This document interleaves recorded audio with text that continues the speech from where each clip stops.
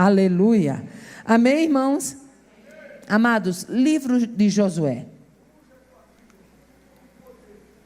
capítulo 3. Aleluia. Nós vamos ler apenas os 5 primeiros versículos para termos uma clareza do texto, apesar que eu sei que essa igreja é uma igreja que gosta de Bíblia. Enquanto você vai abrindo aí, deixe-me dizer, enquanto eu estou me lembrando, que a nossa irmã Eliana me lembrou agora há pouco. Agora, no mês de setembro, né? Daqui a o quê? Daqui a 6 meses, né?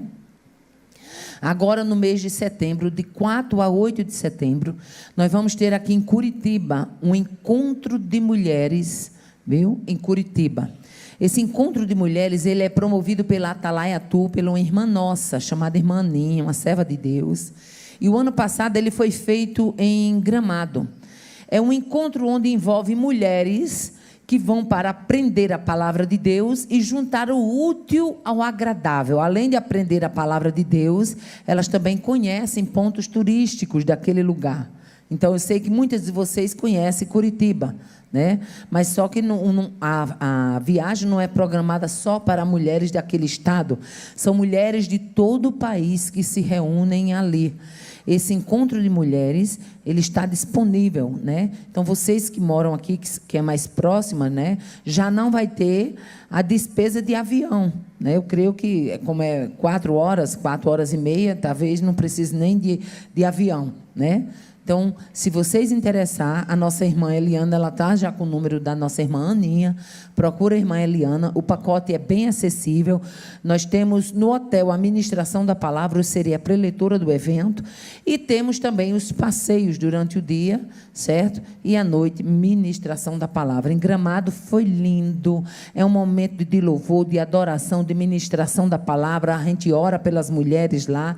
Foi muito bonito. E 90% das mulheres que estavam em Gramado confirmaram as suas inscrições para estar conosco aqui em Curitiba. Então, tem tudo para ser um evento bem maior do que o que foi em Gramado. Então, se você interessar, procura a irmã Eliana e forma a sua caravana e chegue ali para louvar a Deus. Amém? Livro de Josué, capítulo 3, versículo 1 a seguir, diz assim: Levantou-se, pois, Josué de madrugada. Diga comigo, de madrugada. Muito bem. E tendo ele e todos os filhos de Israel partido de Sitim, vieram até o Jordão e pousaram ali até que passassem. Sucedeu, ao fim de 3 dias, que os oficiais passaram pelo meio do arraial e ordenaram ao povo, dizendo: quando virdes a arca da aliança do Senhor vosso Deus, e que os levitas sacerdotes a levam, partireis vós também do vosso lugar e a seguireis. Contudo, haja distância, cerca de 2.000 côvados entre vós e ela, a arca. E não vos chegueis a ela, para que conheçais o caminho pelo qual haveis de passar, visto que por tal caminho nunca passastes antes. E disse Josué ao povo: santificai-vos, porque amanhã o Senhor fará maravilhas no meio de vós. Quantos podem dizer glória a Deus? Quantos vieram aqui para ouvir a voz de Deus dar um brado de glória? Aleluia. Livro de Josué, quando Deus ordena a Josué que é chegado o tempo da travessia do Jordão. O nome de Josué, que significa Deus é salvação. Josué, que tinha uma história de vida com aquele povo, com aquele arraial. Aleluia. Josué, que tinha uma história de vida no meio daquele povo. Josué não era alguém que tinha caído ali de paraquedas para fazer a obra. Josué era alguém que já vinha assessorando Moisés, era alguém que já tinha essa intimidade, esse tempo de história com Moisés. Aleluia. E agora estava substituindo Moisés. E não seria fácil substituir um homem da naipe de Moisés, não seria fácil substituir um homem da envergadura de Moisés, se não fosse também um homem de intimidade com Deus, um homem de resiliência, um homem que sabia sobrepujar diante das adversidades que ainda estavam esperando o povo. E uma dessas adversidades era exatamente a travessia do Jordão. Josué nada mais era do que um dos 12 que havia sido enviados como espias à terra de Canaã. Ele havia estado em Canaã, ele sabia a importância que tinha Canaã como centro da promessa e do cumprimento de Deus com aquele povo. Aleluia. Josué havia sido levantado em resposta à oração de Moisés. Nós encontramos em Números capítulo 27, quando Moisés resolve orar a Deus para pedir um sucessor. Ao contrário de muita gente, quando está em eminência num cargo e não quer largar o cargo, e não quer deixar o cargo, e tem vontade de que alguém que vá substituir não seja tão bom quanto ele. Não. Moisés era um homem que estava resignando o cargo, mas ora a Deus, diz: Senhor, ponha um homem sobre esta congregação. Eu quero que o teu povo prossiga, eu quero que o teu povo triunfe, eu quero que o teu povo vá à frente. Este povo não é meu povo, é o teu povo, e eu quero que esse povo seja bem-aventurado. Esse deve ser o sentimento que deve estar imbuído no coração de qualquer líder. Saber de que quando ele sai do cenário, Deus já levantou alguém para despontar no cenário, para que a obra continue. Porque a obra não é minha, a obra não é da irmã Eliana, a obra não é do pastor Josué, a obra tem um dono, e esse dono é o maior interessado. Aleluia. Que esta obra vá à frente. Aleluia. A vida de Josué mostra que ele foi levantado no cenário como alguém para liderar o povo, e aprendeu que liderança tem que estar intimamente ligada com intimidade. As duas coisas não podem estar distantes. Liderança tem que estar ligada à intimidade.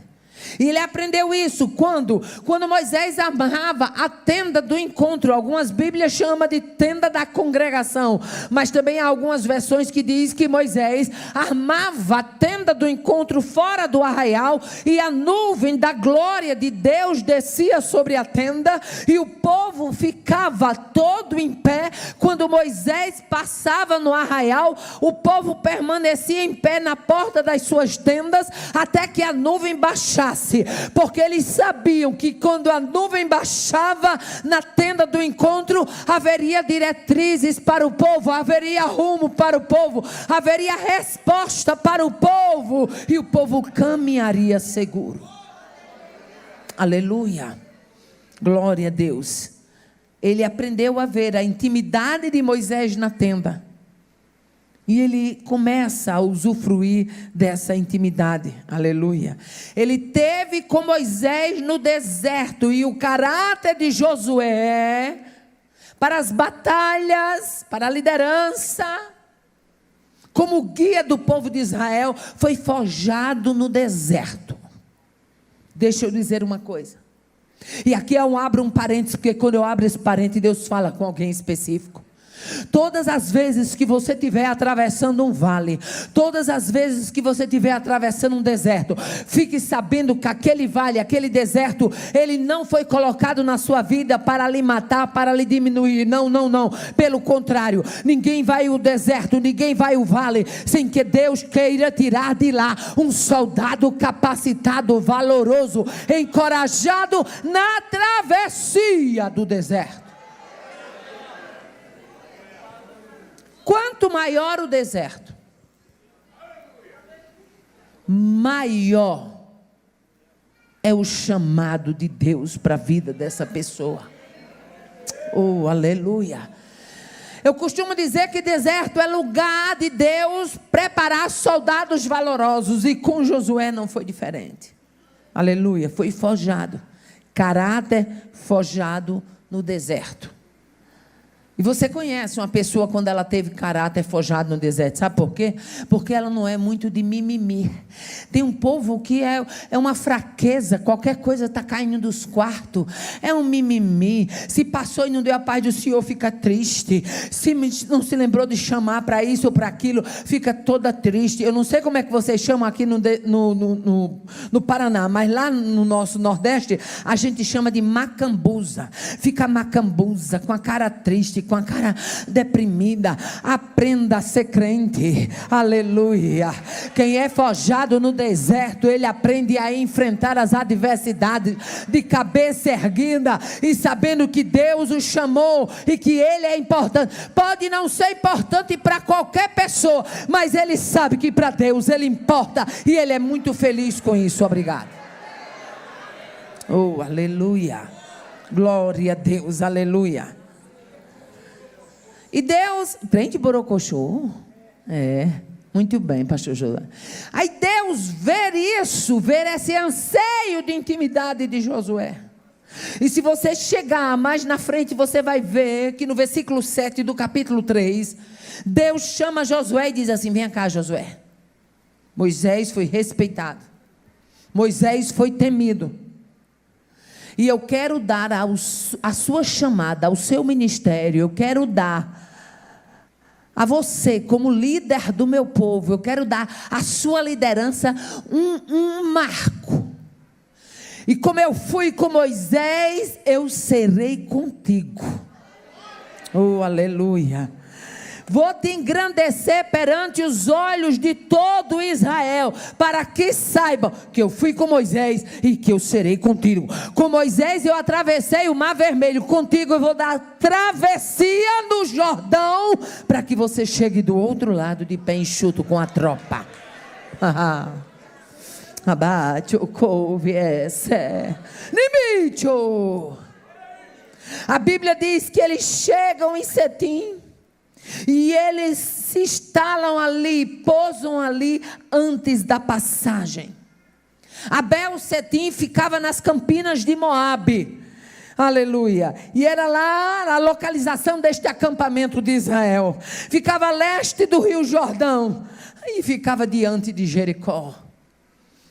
Era uma pousada estratégica. Está em Abel Setim, era dizer: eu estou aqui, mas na certeza de que Deus vai me colocar lá. Eu estou aqui entre Setim e entre a terra da promessa ao Jordão. Como eu vou passar eu não sei, mas sei que se for para tocar trombeta a gente toca, se for para botar o pé nas águas a gente bota, se for para marchar a gente marcha, se for para glorificar a gente glorifica. Ei, aonde Deus colocar você para passar por meio de um marco, fique sabendo que haverá um Deus precioso, grandioso, poderoso na frente, dando a marcha, o tempo certo de caminhar. Oh, aleluia. Eles tinham levado a arca da aliança. E a arca da aliança não era só um utensílio de madeira. A arca da aliança era a representação visível da presença de Deus no meio do povo.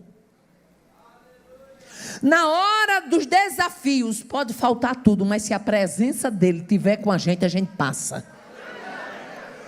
Na hora do desafio pode faltar qualquer coisa, mas a certeza de que ele está presente faz toda a diferença e nos estimula a caminhar e a chegar do outro lado. Quantas vezes você estava numa luta, numa prova, e foi lá para aquele ciclo de oração que talvez muita gente nem te conhecesse, e foi já pensando em pendurar as chuteiras. Talvez aqui no Paraná vocês digam pendurar a botina. Mas quando chegou lá, Deus usa alguém e diz assim: mulher, eu sou contigo. Aleluia. Recebe força, recebe graça, caminha mais umas milhas. Aleluia. Ei, você pode ter chegado lá igual um gatinho só miando, mas você sai de lá rosnando igual um leão. Você sabe que tem um Deus que está do seu lado. Por que isso? Porque a presença dele dá alegria, a presença dele dá ânimo, a presença dele dá vigor, e o povo dele não pode estar longe da sua presença. A arca estava ali. aleluia, de madeira de acácia, recoberta de ouro, aleluia. E aquela arca, ela tinha 3 utensílios que fazia toda a diferença. Dentro daquela arca estava o pote de maná, o bordão de Arão e a tábua dos 10 mandamentos. Oh, aleluia.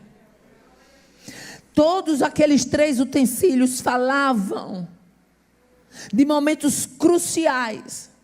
O bordão de Arão falava de autoridade, de escolha divina. Quando Coré, Datã e Abirão e a turma do arraial rebelde colocou em xeque se Arão era ou não era escolhido de Deus. Ei, deixa eu dizer uma coisa. Quem tem a presença de Deus, ele também tem a certeza de que Deus o escolheu para estar naquele lugar. Você não tem que ficar dizendo eu sou escolhido, foi Deus que me colocou aqui. Ei, não, quem comporta a presença, quem transporta a presença, quem nutre a presença, oh aleluia, a autoridade de Deus. O bordão de Arão floresceu, mostrando que ele era a escolha. Quem vai falar que você é escolha não é você, é o Deus que te escolheu.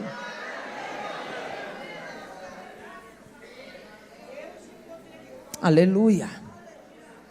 A arca também tinha um pote de maná. E o que era o pote de maná? Era o cuidado de Deus, era símbolo de provisão, era símbolo de dependência, era símbolo de alimentação. Enquanto você estiver na presença de Deus, vai ter provisão, vai ter um Deus que te alimenta, vai ter um Deus que cuida, vai ter um Deus que protege, vai ter um Deus que alicerça, vai ter um Deus que fala, vai ter um Deus que confronta, vai ter um Deus que consola. Ei, jamais vai estar só, porque a presença dele preenche os espaços.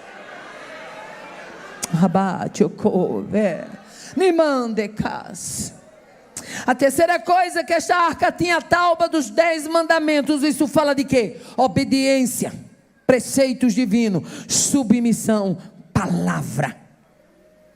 Não tem como haver santidade longe da palavra.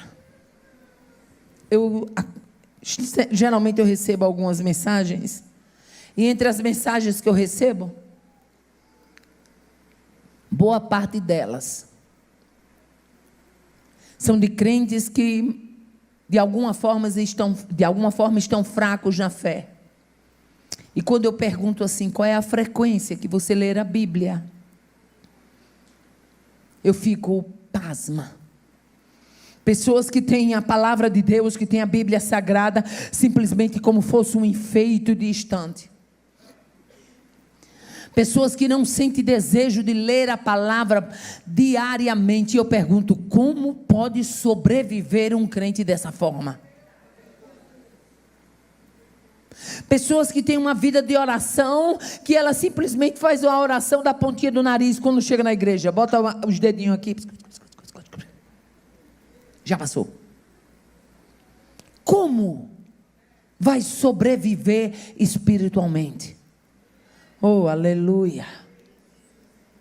A palavra de Deus, trazendo no meu nordestinês, ela é como uma mão de vaca. Eu não sei se vocês têm costume de comer mão de vaca aqui. Lá no Nordeste a gente tem um cozido da mão da vaca mesmo, que quando você termina de cozinhar, você pega aqui aquele osso gordo e você dá uma batida e ele espirra aquela gordura e ali faz aquele pirão. Agora tem a coisa, o camarada come, o caboclo soa, mas tem uma coisa, é difícil doença pegar nele. Por quê? Porque tem substância. A palavra de Deus, ela nutre, a palavra de Deus fortalece, a palavra de Deus encoraja, a palavra de Deus dá respaldo, a palavra de Deus dá ânimo, a palavra de Deus dá vigor, a palavra de Deus enche a cartucheira, a palavra de Deus bota o inferno para engatar a marcha ré, a palavra de Deus estimula a ir à frente.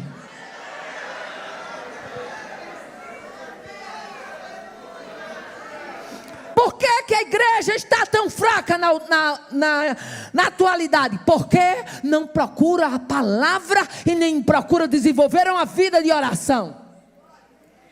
E eu não vim aqui nesta noite para massagear ego. Se falta oração e se falta palavra, você nada mais é do que um cadáver espiritual perambulando. Mas nesta noite, como Ezequiel profetizou no vale dos ossos secos, eu recebo graça e autoridade para profetizar. Leia a palavra, procure ter uma vida de oração e fique vendo a sua vida espiritual ganhando os nutrientes que você precisa para poder caminhar.